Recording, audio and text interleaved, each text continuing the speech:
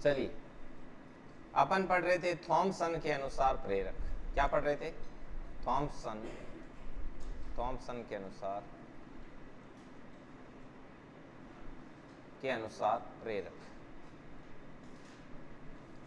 इसमें नंबर 1 स्वाभाविक प्रेरक अपन ने लिख लिया था, ठीक है, राइट। स्वाभाविक प्रेरक अपने। आप आ जाए। यस, क्या नाम है आपका? विक्रम सांगला। कहाँ से हो? टीकम चंद। कहाँ से? हाँ,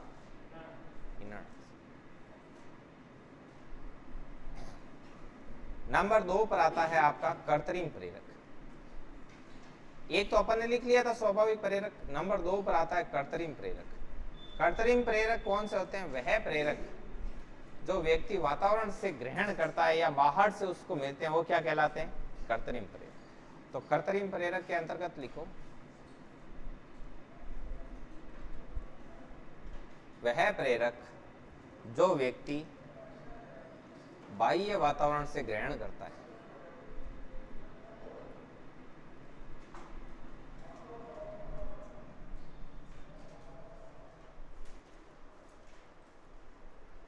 ग्रहण करता है, कृत्रिम प्रेरक कहलाता है।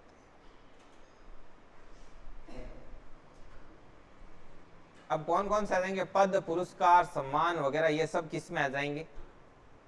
आपके कृत्रिम प्रेरक में।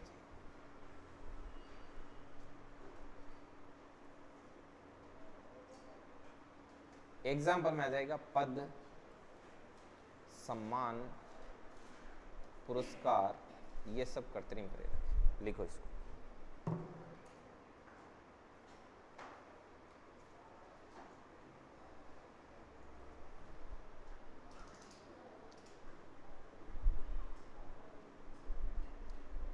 अगला है गैरेट के अनुसार प्रेरक।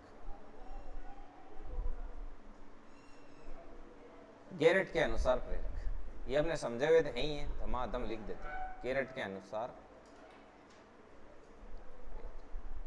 अब गैरेट शब्द है वो कितने अक्षरों से मिलके बना है? एक तो देखो गेरेटे, गेरेटे। तो गैरेट के अनुसार प्रेरक भी कितने हैं? 3 है, ध्यान रखें, ठीक है। 3 कौन कौन से हैं अभी बात करते हैं। गैरेट ने नंबर 1 बताया दैहिक प्रेरक। दैहिक में क्या नाम आया है? देह। देह का मतलब शरीर या काया। तो वह प्रेरक जो शरीर से प्रकट होते हैं, जैसे संवेग, अपने जो संवेग होते हैं वो बॉडी से क्या होते हैं? प्रकट होते हैं, वो इसके अंदर आ जाएगी। वह प्रेरक जो शरीर से प्रकट होते हैं,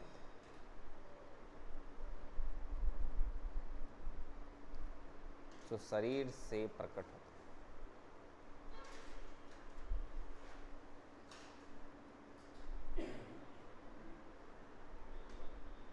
एग्जाम्पल में आ जाएगा आपका समय। नंबर 2 पर आता है सामाजिक प्रेरक।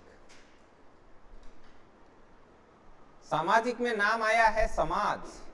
तो वह प्रेरक जो समाज में आदर्श के रूप में जाने जाते हैं। आदर्श के रूप में मतलब अच्छी चीज के रूप में जाने जाते हैं, जैसे पद हुआ, प्रशंसा हुई, पुरस्कार हुआ, मान सम्मान हुआ, ये चीजें समाज में आदर्श के रूप में, अच्छी चीज के रूप में जानी जाती है। तो वह गैरेट के अनुसार किस में आएगी? सामाजिक प्रेरक में। जो समाज में आदर्श के रूप में जाने जाते हैं।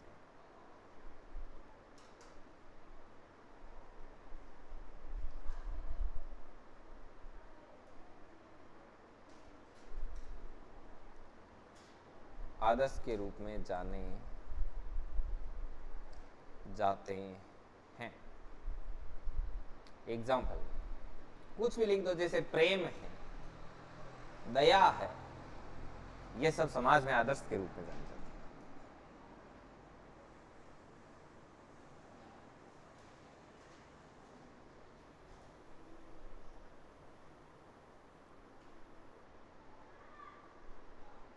अब आगे बढ़ते हैं।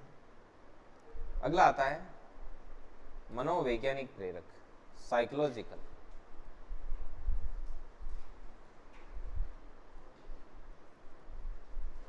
मनोवैज्ञानिक प्रेरक।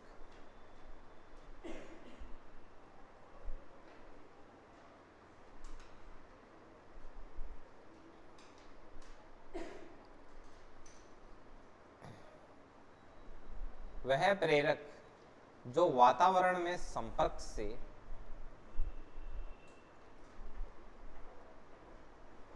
वातावरण के संपर्क से हमारी मानसिकता में बदलाव कर देते हैं।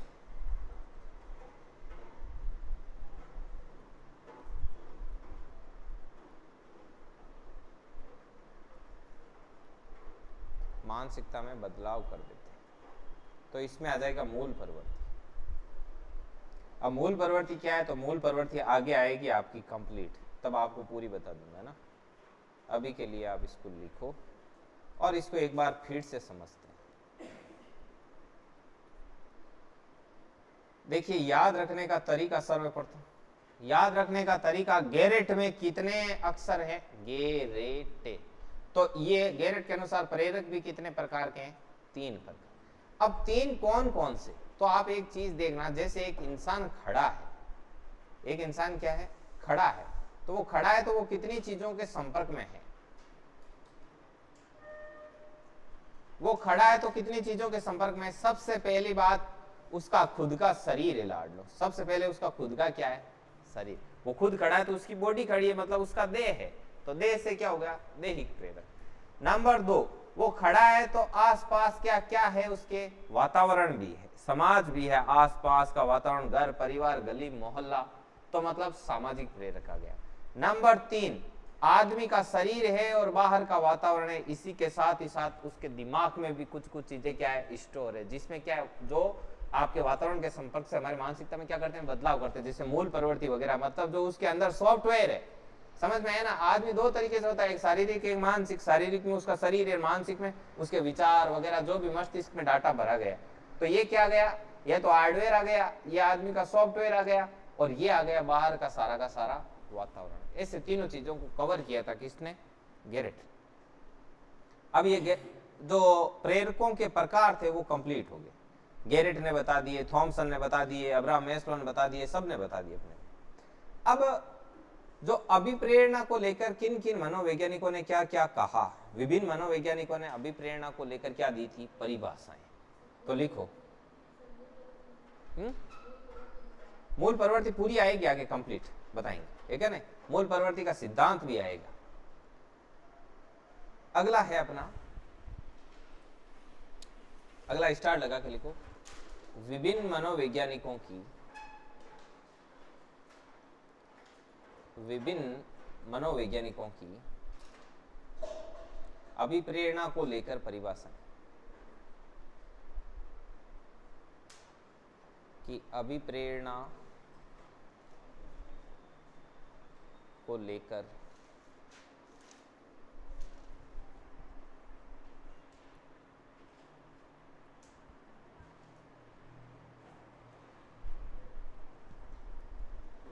अब सबने अलग अलग दी। सबसे पहले लिखते हैं सोरेनसन। सोरेनसन का मैंने आपको बता दिया, समझाया था इतनी देर, ट्रिक भी बताई थी। सोरेनसन ने क्या कहा था? कि अभिप्रेरणा अधिगम का मूल आधार है। तो किसी भी व्यक्ति का मूल आधार कौन होता है? उसके बच्चे होते हैं, उसके सन होते हैं, उसके बेटे, जिनको अपन कहते हैं छोरे, मतलब सोरे। तो सोरेनसन, तो किसी भी व्यक्ति का जो मूल आधार है वो कौन है? उसके सन हैं, उसके बेटे हैं, उसके छोरे हैं। तो यहां पर लिखते हैं अभिप्रेरणा अधिगम का मूल आधार है।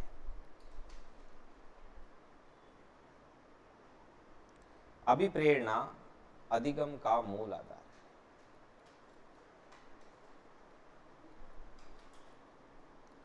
अधिगम का मूल आधार है। ये लिखो, नंबर 1 पे परिभाषा आ गई है।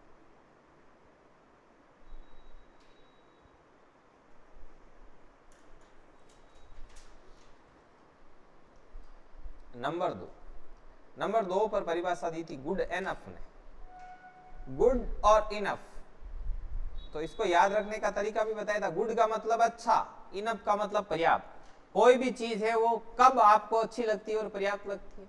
जब वो किसी काम को आरंभ भी कर दे और उस काम को कंटिन्यू भी रखे। तो ये याद रखने का तरीका है इसका।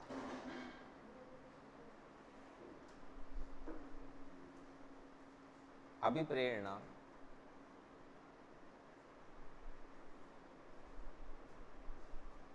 वह शक्ति या वह प्रक्रिया है जो किसी कार्य को आरंभ करती है और उसको जारी भी रखती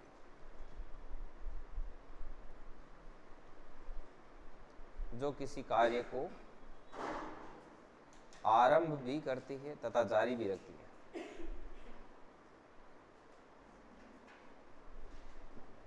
तथा जारी भी रखती।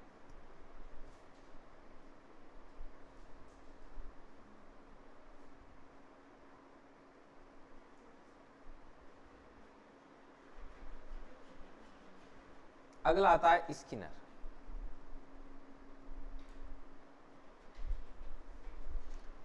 स्किनर ने कहा था कि जो अभिप्रेरणा है, जो मोटिवेशन है, अभिप्रेरणा अधिगम का सर्वोच्च राजमार्ग स्वर्णपथ या फिर हृदय है। तो इसको कैसे लिखेंगे?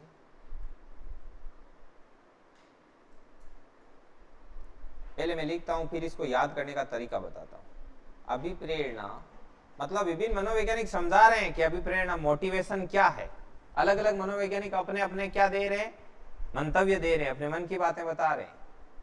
अभिप्रेरणा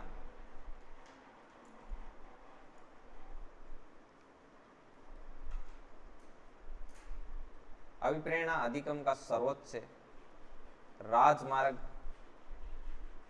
राजमार्ग कह लो, स्वर्णपथ कह लो, स्वर्णपथ ओब्लिक हृदय है।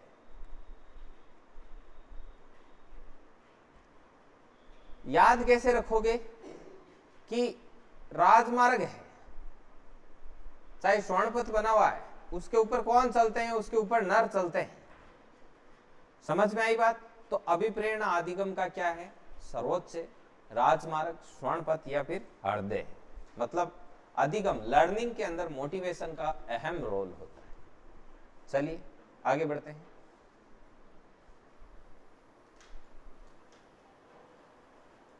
सभी का ट्रिक बताया अभी तक का, ये बोलना मत, याद रखो। ये इसमें सिर्फ स्किनर ही लिख के दिया है, ये है बीएफ स्किनर होगा, क्योंकि वो मोटिवेशन वगैरह पे ज्यादा जोर देता था, पुनर्बलन पर वगैरह, ठीक है ना। इस बीएफ स्किनर यहां पर। नंबर 4 पर आता एटकिंसन। ठीक है, एटकिंसन ने क्या कहा कि अभिप्रेरणा किसी कार्य के प्रति होने वाली प्रवृत्ति। ठीक है, अभी इसको याद करने का तरीका बताएंगे, पहले इसको लिखेंगे।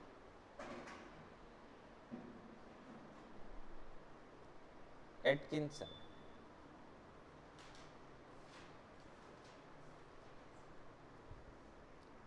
अभिप्रेरणा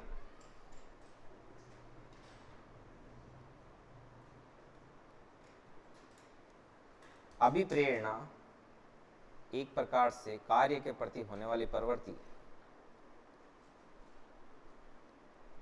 कार्य के प्रति होने वाली प्रवृत्ति है।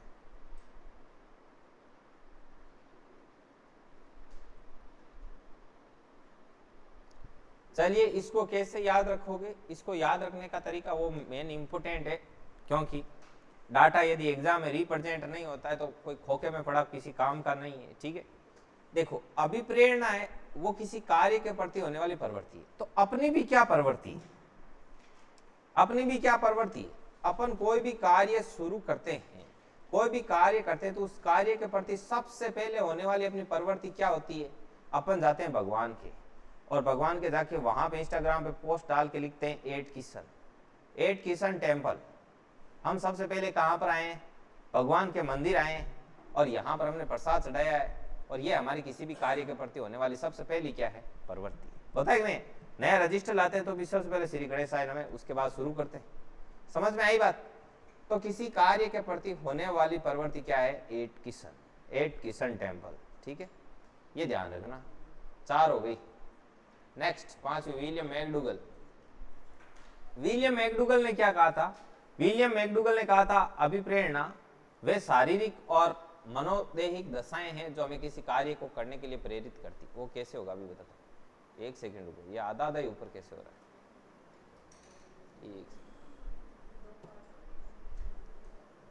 ये एटकिंसन, ये लिख लो। नंबर 5 नंबर पर है विलियम मैकडूगल।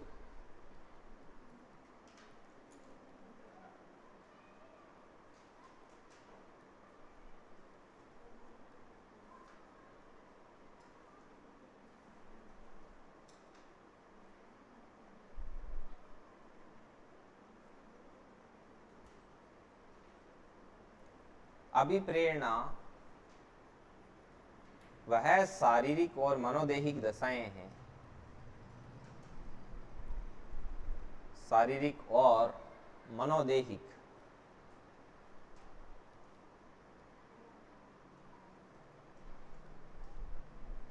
दशाएं हैं जो हमें किसी कार्य को करने के लिए प्रेरित करती है।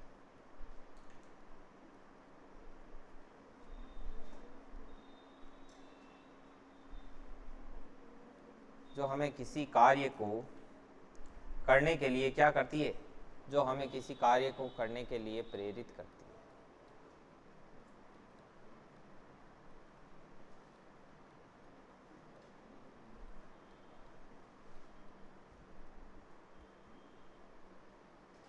इसको याद रखने का बहुत ही सिंपल और आसान तरीका है। आपको ऐसे लगता है ना जैसे विलियम और मैकडूगल दो आदमी हैं, ये है तो एक ही, लेकिन लगता है ऐसे ना जैसे विलियम और मैकडूगल दो है। तो यहाँ पर अभिप्रेरणाएं शारीरिक और मनोदैहिक दो में बंटी हुई, ठीक है ना। बस इतना ही लिखो इसको फटाफट।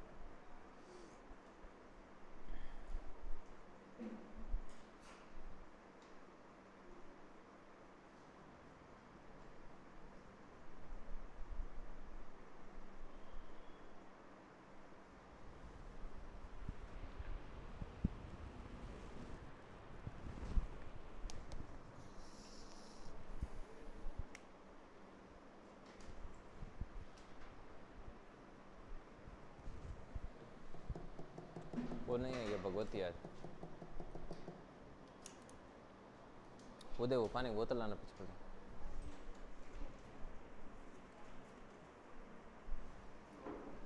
हाँ चलिए, अब ये अपना अभिप्रेरणा हो गया, अभिप्रेरणा की परिभाषाएं हो गई। अब क्या होगा? अभी तक अपन ने क्या चीजें छोड़ी है पीछे? अभिप्रेरणा के सिद्धांत कि अभिप्रेरणा आदमी किस किस प्रकार से कैसे कैसे। हेडिंग लगाओ अभिप्रेरणा के सिद्धांत।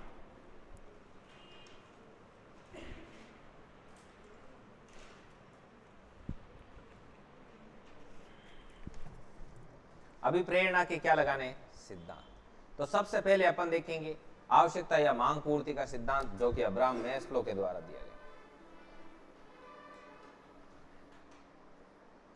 अभी देखना, अभी समझना अच्छे से, पहले राम कथा को समझना। अभिप्रेरणा के सिद्धांत, ये हेडिंग लगेगा। ये आपका लाइब्रेरी में टॉपिक है सीधा मोटिवेशन नाम से अलग से। तो जहां से मैंने अभिप्रेरणा हेडिंग लगाया है, अभी आज तो यही चलेगा, कल थोड़ा बहुत और चलेगा अभिप्रेरणा, और कल सबसे लास्ट में लिखाऊंगा अभिप्रेरणा की उपयोगिता, मतलब अभिप्रेरणा का क्या क्या रोल है, ठीक है ना, इसका क्या महत्व है। उसी के साथ अभिप्रेरणा टॉपिक कंप्लीट होगा। और ये लाइब्रेरियन ग्रेड सेकंड में एक पर्टिकुलर एक यूनिट के नाम से दे रखा है। पर्टिकुलर एक क्या है? यूनिट है, ठीक है। एक सेकंड, हेलो, हाँ कोचिंग में यहाँ, ठीक। अभिप्रेरणा के सिद्धांत, ठीक है ना। ये पूरी पूरी सेकंड ग्रेड में लाइब्रेरियन में एक यूनिट है ये अभिप्रेरणा के नाम से। अब आपको एक चीज बता दूं, सेकंड ग्रेड का जैसे कोई भी मामला होता है ना, तो उसमें सेकंड ग्रेड का फर्स्ट पेपर कॉमन लगता है। समझ में आई क्या बात? मतलब सेकंड ग्रेड का पेपर होगा ना, उसमें भी साइकोलॉजी में ये पर्टिकुलर एक यूनिट है। सेकंड ग्रेड टीचर्स की जो वैकेंसी होती है, चाहे सेकंड ग्रेड लाइब्रेरियन की वैकेंसी हो, इनका फर्स्ट पेपर वो जो जीके वाला आता है ना, वो सेम ही होता है। समझ में आ गई ना बात? तो सभी के भयंकर तरीके से काम आएगा। तो देखिए अभिप्रेरणा के सिद्धांत, अभिप्रेरणा के सिद्धांत के अंतर्गत जो अपना पहला है, हाँ, अभिप्रेरणा में जो पहला सिद्धांत है नंबर 1, आवश्यकता पूर्ति ऑब्लिग मांग का सिद्धांत। आवश्यकता पूर्ति ऑब्लिग मांग का सिद्धांत ये किसने दिया था? ये दिया था अब्राहम मैस्लो।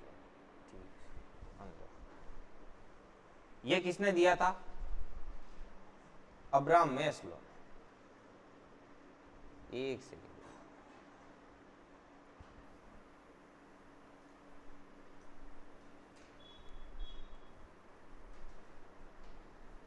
किसने दिया था? Abraham Maslow. इन्होंने कैसे सिद्धांत दिया, क्या नहीं दिया, उसके बारे में बात करें। ये दिया था अब्राहम मैस्लो। देखो नाम लिखते आवश्यकता पूर्ति हो गई, ठीक है ना। Abraham Maslow.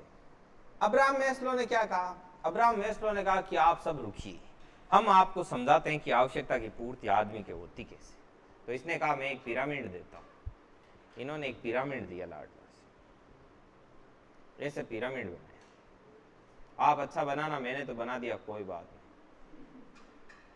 इसने कहा नंबर 2 कैसा? बोर्ड में सुंदर दिख रहा है? वाह क्या बात है। देखिए अब इसमें इन्होंने कहा कि सबसे पहले आदमी को क्या चाहिए? बोले सबसे पहले आदमी को दैहिक आवश्यकता होती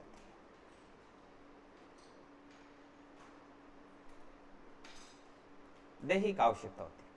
उसके बाद में उसको सुरक्षा की आवश्यकता होती है।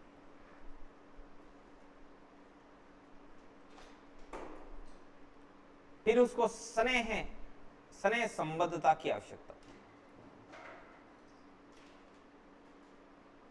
है।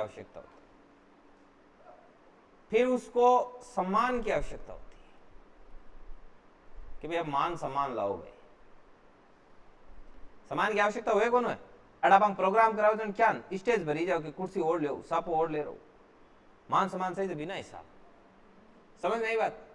इन बार आप प्रोग्राम करा डेली के देवा, एक रजिस्टर ले बैठा दिया, स्लीप पढ़ो, ऊपर बैठो, 50-60 कुर्सियां रखा, मंच बनाओ मोटो, क्योंकि अपन कहाँ चाहिए बस रुपये मतलब है। अपन 2 घंटा को काम रही, नाच गाना कराया, सापा पहराया, तिलक काटिया, अपन बोर्ड आ जाए डिजिटल। उद्देश्य पूरा, आवश्यकता की पूर्ति। अब अगला क्या होता है? यह समान की आवश्यकता होगी, यहां तक लिखो आप। लोगन समान की आवश्यकता और आपन है बोर्ड की आवश्यकता, रुपया की आवश्यकता, बस। बेने समान मिल जी, फिर आपन आपाऊ समान मिल जी, काम फिनिश।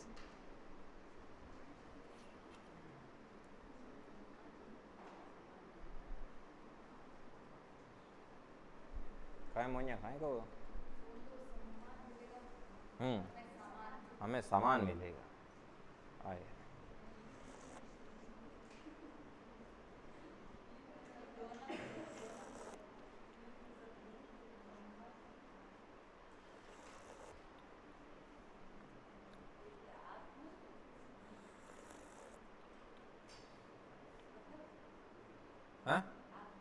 आत्मसिद्धि बार समझ में आए, धान पहली समझ में आ जाए। माने सर कौन कहता? लिखो थे धमाधम लिखो।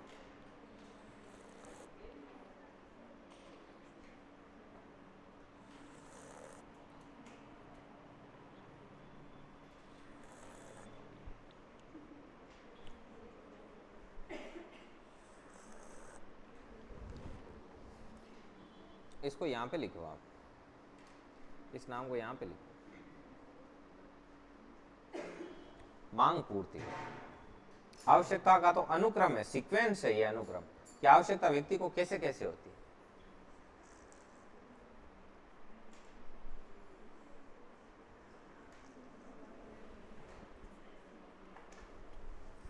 देखो अभी समझ में आएगा आपको बहुत अच्छे से। पहले तो सिद्धांत के नाम से कुछ कुछ डाटा स्पष्ट करते हैं। रुको भाई आप एक मिनट। सबसे पहले नाम क्या लिखा हुआ है? आवश्यकता अनुक्रम। अनुक्रम का मतलब क्या होता है?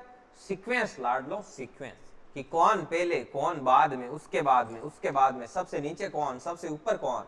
तो अनुक्रम का मतलब क्या है? सीक्वेंस।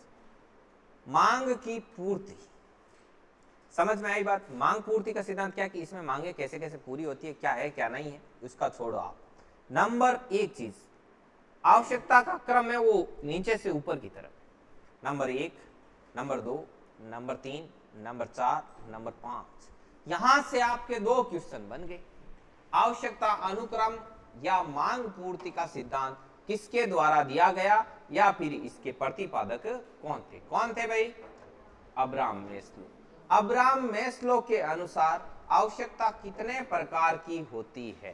5 प्रकार की। Number 2 question. Number 3 question, Abraham Maslow के अनुसार सबसे निम्न प्रकार की आवश्यकता कौन सी है? दैहिक। और अब्राहम मैस्लो के अनुसार सबसे उच्च प्रकार की कौन सी है? आत्मसिद्धि। सबसे पहले होती है दैहिक आवश्यकता।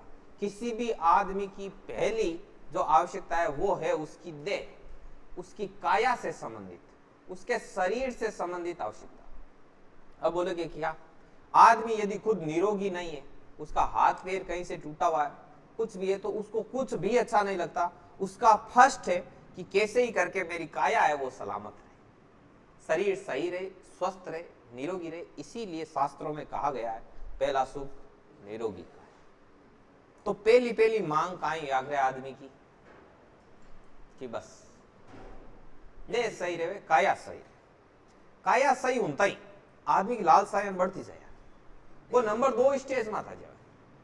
पद सही जब सुरक्षा में कहीं शरीर एकदम सही सलामत है। अब कहीं चाहिए रोटी, कपड़ा और मकान, ये मूलभूत आवश्यकता है। रोटी, कपड़ा, मकान पहली मांग आ ही कि शरीर सही होना, दैहिक आवश्यकता ही, देह की आवश्यकता ही। देह सही हुई, काया सही होता ही कि भाई खाना चाहिए, भूख भी लगे, पहनन बढ़िया कपड़ा चाहिए, एक बढ़िया घर भी होना। अब एक मांग पूरी होगी, दूसरी मांग भी पूरी होगी। अब शरीर सही होता ही, रोटी, कपड़ा, मकान सही होता ही। अब मेरी तीसरी मांग है, मांग है कि अब मांग बढ़ना भी जरूरी है।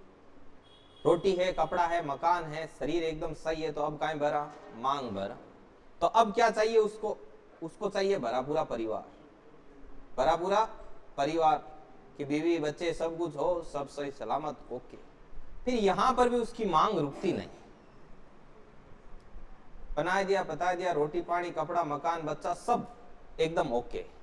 पछ वो आवे सम्मान की आवश्यकता, क्या भाई अब रेस्पेक्ट होना।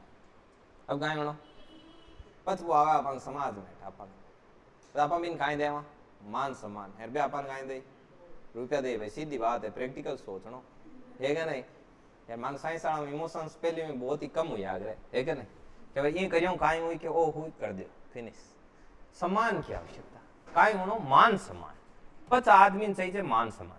अभी में एक चीज ध्यान रखना, वो आवश्यकता अनुक्रम क्यों लिखो कि आदमी आवश्यकता ई क्रम में ही आग्रह आ कोनी है कि भाई शरीर एकदम सही कोनी, रोटी कपड़ा मकान की कोनी, भरपूर परिवार कोनी, वो सीधे मान सम्मान लाऊन आएगो यहाँ कोनी आग्रह। समझ में बात? अब मान सम्मान ही गणो, समाज में भी सब है, सब कुछ है। फिर बाद में किसी के तैयार करे पूर्ण संतोष की ओर अग्रसर हुआ, पूर्ण संतोष की ओर अग्रसर होता है। मतलब अपूर्ण संतोष आदमी ने अलग अलग टाइप मिले, कई तो मोक्ष का नहीं जाता रहे। समझ गया ना? जहां राजा महाराजा होता ना, दे रोटी कपड़ा मकान भरा पूरा परिवार मान सम्मान सब होगा, लास्ट में कहा लेता संन्यास। अब ते सोचो कि कोई आदमी का रोटी भी कोई वो भूखा मरतो कभी संन्यास का नहीं जाए कौन सा? तो ओ आदमी की जिंदगी में कहीं है आवश्यकता अनुक्रम मांग पूर्ति को सिद्धांत। अब 20वीं क्लास है, पता है यार जकी क्लास रिकॉर्ड हो रही है ना, अब 20वीं क्लास 20 क्लास साइकोलॉजी पढ़ी तो इधारियान का सा ज्ञानी वाली फीलिंग आवेगा ना कि भाई देश दुनिया काफी कुछ समझ चुके है क्या नहीं? पूरी पढ़ो ना दीते थे एकदम पूरा लोडेड हो जाओ, खाली ट्रिगर दबाने की अड़ी रही। चलो लिखो। अब देखो पूर्ण संतोष लिख दिया, मान सम्मान भरा पूरा परिवार। एक काम करो, अब मैं आपको एक दो चीजें बताता हूँ। ये पहली दो होती है ना, ये पहली दो देखो यहां से यहां तक, नंबर 1 नंबर 2, ये होती है आदमी की प्राथमिक आवश्यकता। ये प्राथमिक आवश्यकता, ठीक है। ये ऊपरली नंबर 3 और नंबर 4 होती है ना, ये होती है आपकी द्वितीयक आवश्यकता। ये क्या होती है आपकी द्वितीयक आवश्यकता।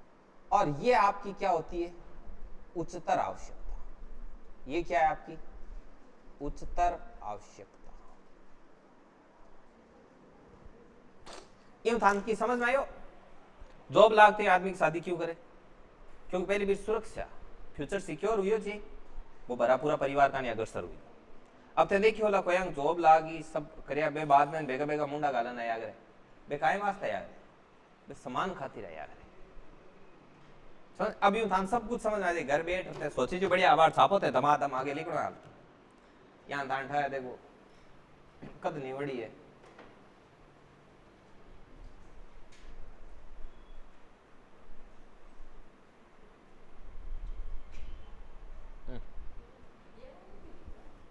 हैं? हाँ ये वाला पूरे किए जो की नहीं छोड़ना है सब लिखो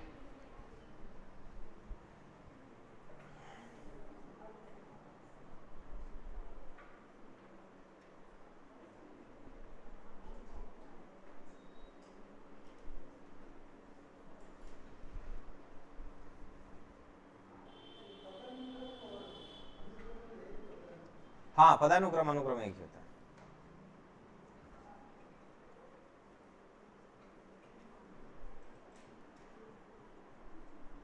ये जादौन वाली बुक आती है ना उसमें पदानुक्रम लिखा हुआ है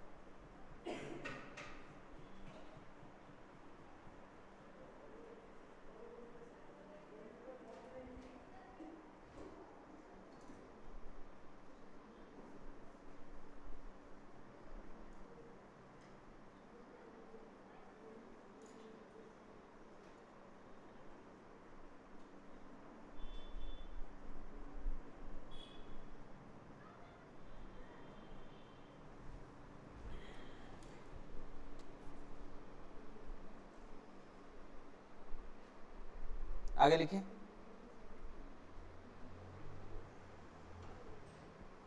लग लिया सत श्री अकाल चलो चलिए नहीं लिखा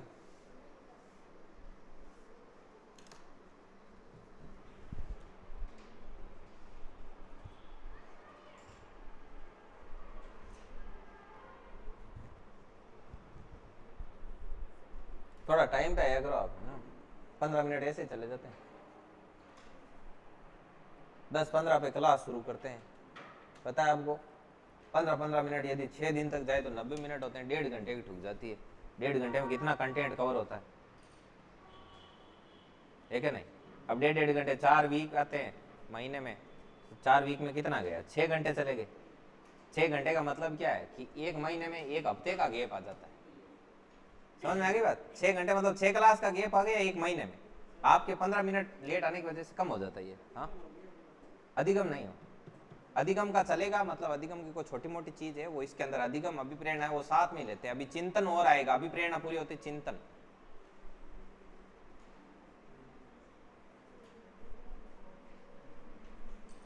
ये इसे रिलेट है अभी देखो अधिगम और अभिप्रेरणा का साथ साथ स्किनर में आता है क्या आता है कि अभिप्रेरणा अधिगम का क्या है सर्वोच्च राजमार्ग या क्या है हृदय इसीलिए इसको साथ में करवाता है लेकिन ध्यान रखना बाहर वाले के हिसाब से रखे ना तो अपने तो अधिगम पूरा होगा और उधर आप सिलेबस में चिन्ह लगा के देखना आपके 2 यूनिट पूरी होगी सेकंड ग्रेड की 2 यूनिट कंप्लीट हो जाएगी एक अधिगम और एक अभिप्रेरण 2 चली जाएगी इससे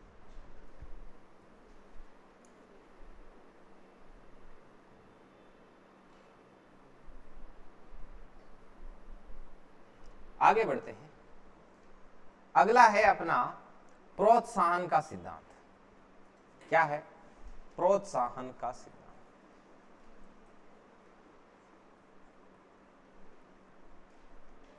प्रोत्साहन का सिद्धांत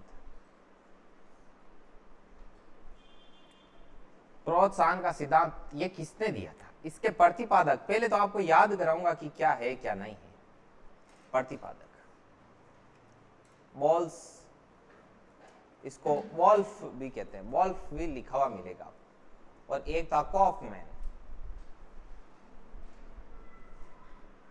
अभी देखो किसी मैन ने बहुत अच्छा काम किया है ठीक है कोई मैन ऐसा है जिसने बहुत अच्छा काम किया है तो उसको आप प्रोत्साहन कैसे दोगे कि भाई आपने बहुत अच्छा काम किया है आपने बापू का नाम रोशन किया है तो आपने मूवी वगैरह में देखती हो कि जब वो बहुत मेन होते हैं वो बहुत ही मतलब बढ़िया तरीके से काम वाम कर लेते हैं सब फ्री हो जाते हैं अपने बिजनेस से तो बिजनेसमैन लोग क्या करते हैं गोल्फ खेलने जाते हैं देखो वो गोल्फ खेलते हैं वो एकदम ग्रीन ग्राउंड रहता है उसके बाद में बॉल से टक करते हैं और वहां पर अच्छी सी कैनोपी लगाई रहती है छतरी वगैरह वहां पे बैठ के क्या पीते हैं कॉफी पीते हैं लाड लो क्या पीते हैं कॉफी पीते हैं तो इससे उनको क्या मिलता है प्रोत्साहन मिलता है आप देखते हो मूवी वगैरह आपको भी लगता है कि मालिक एक दिन अपने को भी ऐसे दिन दिखाएगा समझ में आई कि नहीं आई?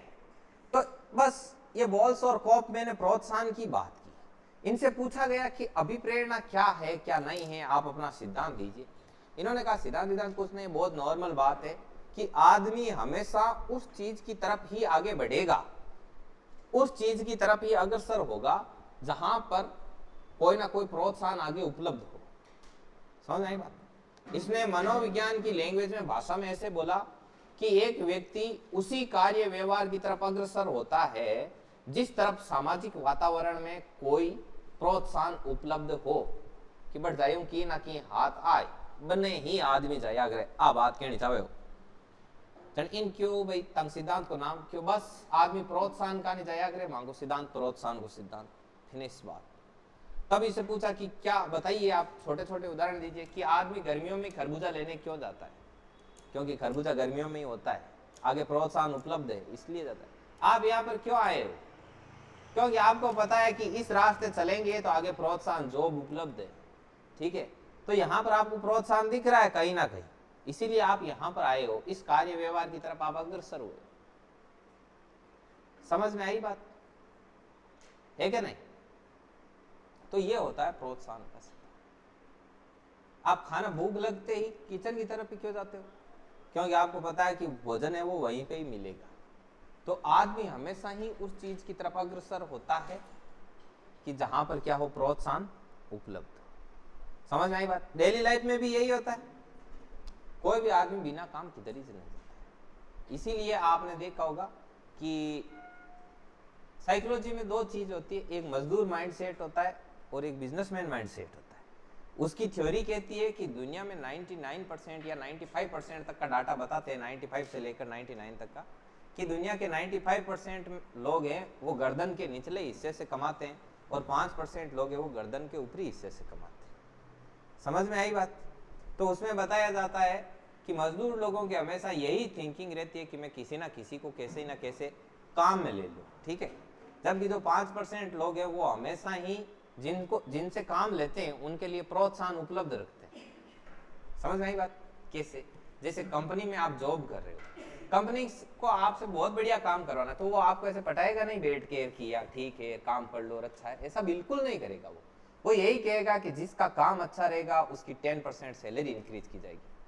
अब आप रुकोगे क्या? काम करते करते आप रोके ही नहीं रुकोगे। क्यों? क्योंकि उसने आगे क्या उपलब्ध करवा दिया? प्रोत्साहन।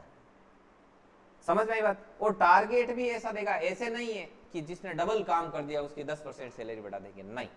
ऐसा टारगेट जो आपको ऐसे लगे कि हाँ ये तो अचीव कर ही लेंगे, थोड़ी बहुत दौड़ भाग करेंगे, ऐसा आपको क्या देगा? प्रोत्साहन देगा। क्योंकि उसको पता है कि व्यक्ति उसी कार्य व्यवहार की तरफ अग्रसर रहता है जहां पर सामाजिक वातावरण में क्या उत्पन्न हो? प्रोत्साहन उपलब्ध। ये थ्योरी थी। तो चलिए इसको शब्दों में बांध देते हैं। लिखो,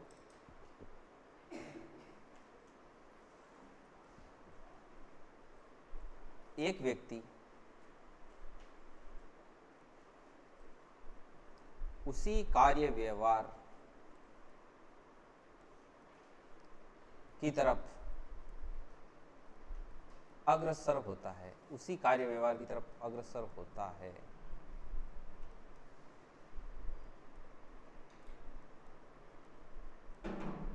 जिसके लिए सामाजिक वातावरण में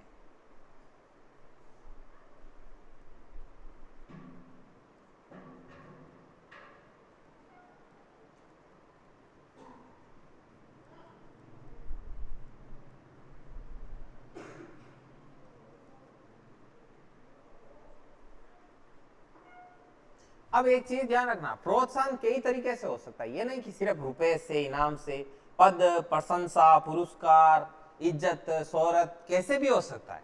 जैसे आपने एक चीज देखी होगी, अभी आप तैयारी कर रहे हो, इसमें सामाजिक प्रोत्साहन में एक चीज ये भी है कि आपको बहुत ही वाहवाही मिलेगी, आपको इज्जत मिलेगी, इसलिए कर रहे हो। आपने देखा होगा कि कई लोगों के बहुत अच्छा बिजनेस है, फिर भी उनके बच्चे क्या कर रहे हैं? तैयारी कर रहे हैं। क्यों? बोले कि क्या है कि ये जो धंधा कर रहे हैं ना, इसकी क्या नहीं है? वैल्यूएशन नहीं। समझ में आई बात? क्योंकि उसके लिए समाज में उनको क्या नजर नहीं आ रहा है?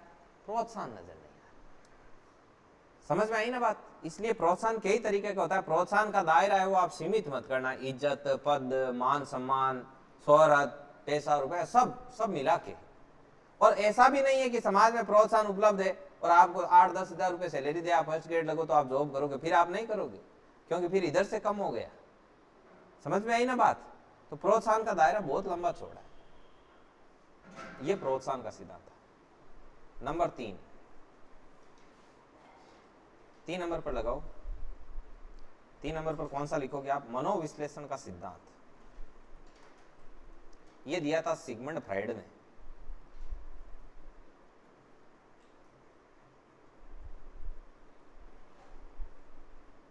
सिगमंड फ्राइड, ये सिगमंड फ्राइड है, ये साइकोलॉजी की दुनिया का बहुत ही खतरनाक आदमी था, ठीक है, का प्रतिपादक। ये है सिगमंड फ्राइड।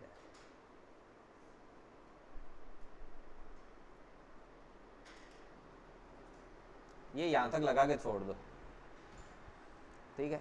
अब बाकी के 5 मिनट में अपन पीछे का रिवाइज करेंगे।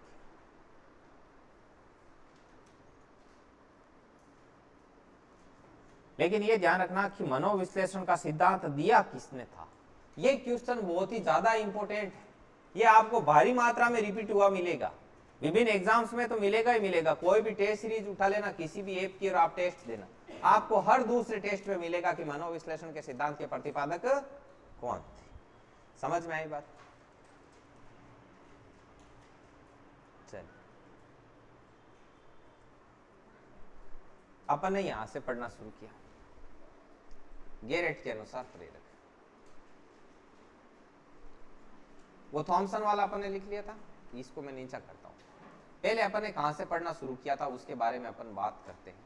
सबसे पहले मैंने आपको बताया था कि थॉमसन के अनुसार प्रेरक 2 प्रकार के होते हैं। एक स्वाभाविक प्रेरक होता है और एक क्या होता है? कृत्रिम होता है। स्वाभाविक प्रेरक होता है वो किसी भी व्यक्ति का व्यक्तिगत होता है और उसके किसी भी कार्य को करने की इच्छा या रुचि को दर्शाता है। खाना पीना, खेलना, मनोरंजन, हास्य विनोद सब आता है। नंबर 2 पर आया था कृत्रिम प्रेरक। कृत्रिम प्रेरक मतलब वह प्रेरक जो व्यक्ति बाहरी वातावरण से ग्रहण करता है, पद, सम्मान, पुरस्कार वगैरह वगैरह। उसके बाद में अपन ने पढ़ा था गेरेट। गेरेट में गे रेट 3 है, तो प्रेरक भी कितने हैं? 3। पहला है दैहिक प्रेरक। दैहिक प्रेरक जो मतलब शरीर से संबंधित, जैसे कि संवेग। उसके बाद में मनोदैहिक प्रेरक, वह प्रेरक जो वातावरण के संपर्क में आकर हमारी मनोदशा को बदल देते हैं, जैसे कि मूल प्रवृत्ति। उसके बाद में आया सामाजिक प्रेरक। सामाजिक प्रेरक वह प्रेरक होते हैं जो समाज में आदर्श के रूप में, अच्छी चीज के रूप में जाने जाते हैं, जैसे दया हो गया, प्रेम हो गया। इसके बाद में मैंने लिखाई थी परिभाषाएं। एटकिंसन ने कहा था किसी भी कार्य के प्रति होने वाली प्रवृत्ति है वो क्या है? अभिप्रेरणा है। समझ में आई बात? नंबर 2 पर आया था जैसे गुड एनफ ने कहा कि अभिप्रेरणा वह शक्ति है या वह कार्य व्यवहार या वह प्रक्रिया है जो किसी भी कार्य को आरंभ करती है और उसको जारी भी रखती है। तो गुड इनफ, गुड का मतलब अच्छा, इनफ का मतलब पर्याप्त। एटकिंसन में एटकिंसन टेम्पल, हम किसी भी कार्य के लिए पहले कहाँ जाते हैं? भगवान के पास जाते हैं। नंबर 3 पर आया था विलियम मैकडूगल। विलियम मैकडूगल ने कहा था अभिप्रेरणा है वह शारीरिक और मनोदैहिक दशाएं हैं जो हमें किसी भी कार्य व्यवहार के लिए क्या करती है? प्रेरित करती है। उसके बाद नंबर 4 पर आया था स्किनर ने कहा था अभिप्रेरणा अधिगम का सर्वोच्च राजमार्ग या स्वर्णपथ या हृदय है। मतलब राजमार्ग पर कौन चलते हैं लाडलो? नर चलते हैं। फिर नंबर 5 पर आया था सोरेनसन में आया था कि अभिप्रेरणा अधिगम का मूल आधार है। तो किसी भी व्यक्ति का मूल आधार उसके छोरे या फिर उसके सन होते हैं, उसके बेटे होते हैं। समझ में आई बात? 5 पढ़ी थी परिभाषाएं। उसके बाद में आए थे अपन सिद्धांतों की तरफ, अभिप्रेरणा के सिद्धांत। तो अभिप्रेरणा के सिद्धांत के अंतर्गत पहला सिद्धांत लिखा था अब्राहम मैस्लो का सिद्धांत, जो था आवश्यकता अनुक्रम ऑब्लिक मांग पूर्ति का सिद्धांत। इसमें सबसे निम्न नंबर 1, 2, 3, 4, 5 आवश्यकताएं थी। पहली 2 प्राथमिक, 2 द्वितीयक और नंबर 3 उच्चतर आवश्यकता। पहली आवश्यकता दैहिक आवश्यकता, देह की आवश्यकता, शरीर की आवश्यकता। नंबर 2 पर सुरक्षा की आवश्यकता, रोटी कपड़ा मकान। उसके बाद स्नेह संबद्धता की आवश्यकता, भरा पूरा परिवार।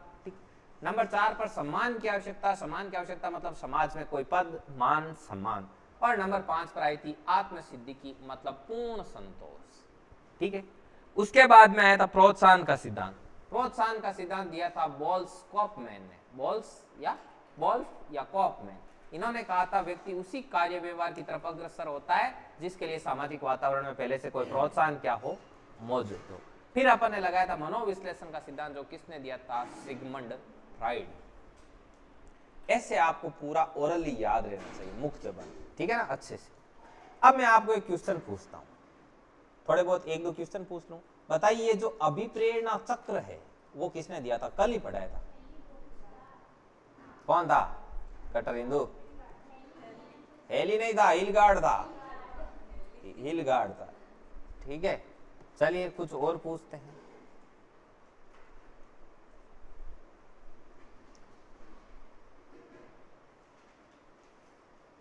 जो अधिगम के प्रकार किसने बताए थे? अधिगम के प्रकारों को लेकर एक सिद्धांत दिया गया था, किसने दिया? अष्टपदीय सोपानगी का सिद्धांत किसने दिया था? रॉबर्ट एम गेने। इन्होंने एक पुस्तक भी लिखी थी, लर्निंग करके।